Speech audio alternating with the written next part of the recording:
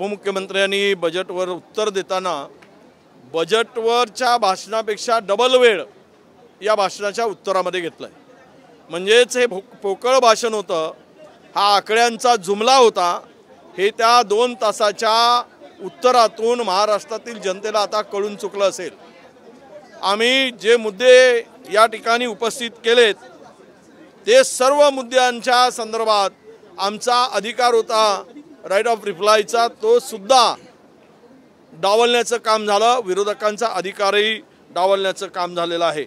यामध्ये ज्या गोष्टी आम्हाला अपेक्षित होत्या त्यामध्ये मुख्यत्वे करून आकडे फुगवून दाखवायचे आणि BDS वर मात्र प्रत्यक्ष खर्च कमी करायचा। उदाहरणार्थ कृषी विभागासाठी झालेला खर्च हा मागील वर्षीच्या 23-24 मध्ये एकूण तरतुदीच्या केवळ आणि केवळ हा 47% झालेला आहे। आणि त्यामुळं मागासवर्गीय समाज कल्याणावर झालेला खर्च हा सुद्धा अर्थसंकल्पीय तरतूद आणि BDS वर दिलेला एकूण विनियोजन किंवा खर्च यात मोठी तफावत आहे।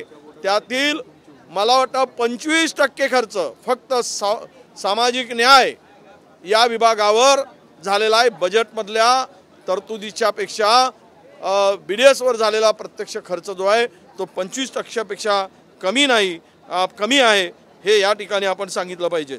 म्हणजे कृषी आहे, सामाजिक न्याय, OBC, महिला बाल विकास, आदिवासी विभाग यांचा प्रत्यक्ष तरतुदीपेक्षा BDS वर झालेला खर्च जे दाखवतोय तो या संपूर्ण सामाजिक जे एकूण व्यवस्था आहे महाराष्ट्राची तो इतका असमतोल करून ठेवला आहे। सामाजिक व्यवस्थाच बिघडवण्याचं पाप आता या सरकारकडून होत आहे।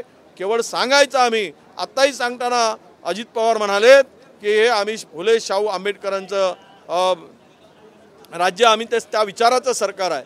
अरे गोळवळकरांच्या सरकारमध्ये जाणारे हे RSSच्या संस्कृतीला मनुस्मृतीला जपणारे आता निवडणुकीच्या तोंडावर सुरात सूर मिसळून बाबासाहेबांचं नाव घेत आहेत आणि शाहू महाराजांचं नाव घेत आहेत। ज्या हिंदू मिलमध्ये बाबासाहेबांच्या स्मारकाचं काम बजेट केलं आहे पण 1 रुपयाची सुद्धा तर खर्च त्या ठिकाणी झाला नाही। हे कुठल्या तोंडाने बाबासाहेबांचं नाव घेतील, यांना कुठला अधिकार आहे हा आमचा प्रश्न आहे। खरं बोलाची भात बोलाची कढी केवळ वाढवून दाढी राज्यकारभार करून होत नाही।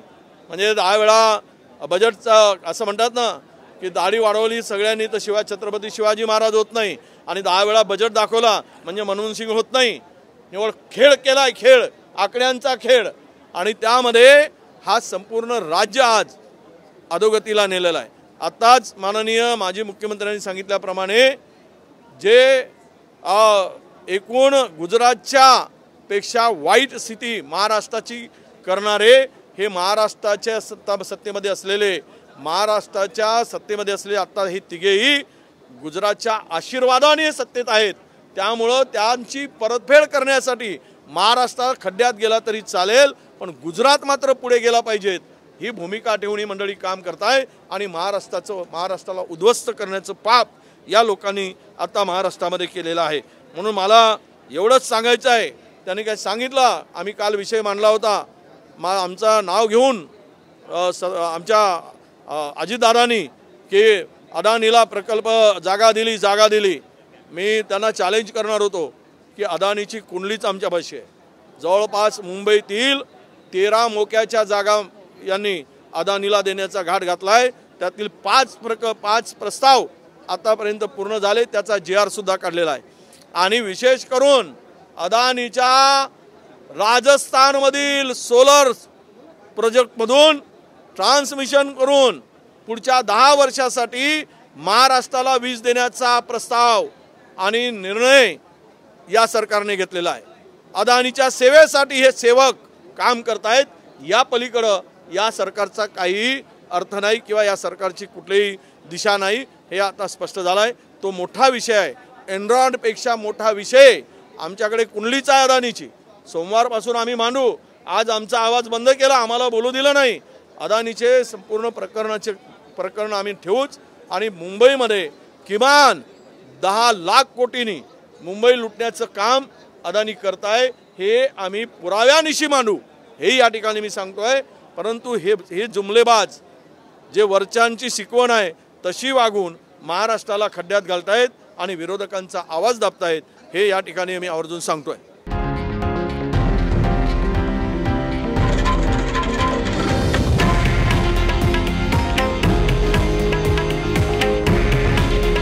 हे आहे देशातील नंबर 1 न्यूज नेटवर्क आणि आपण पाहत आहात TV9 मराठी। काळजी तुमची, हित महाराष्ट्राचं।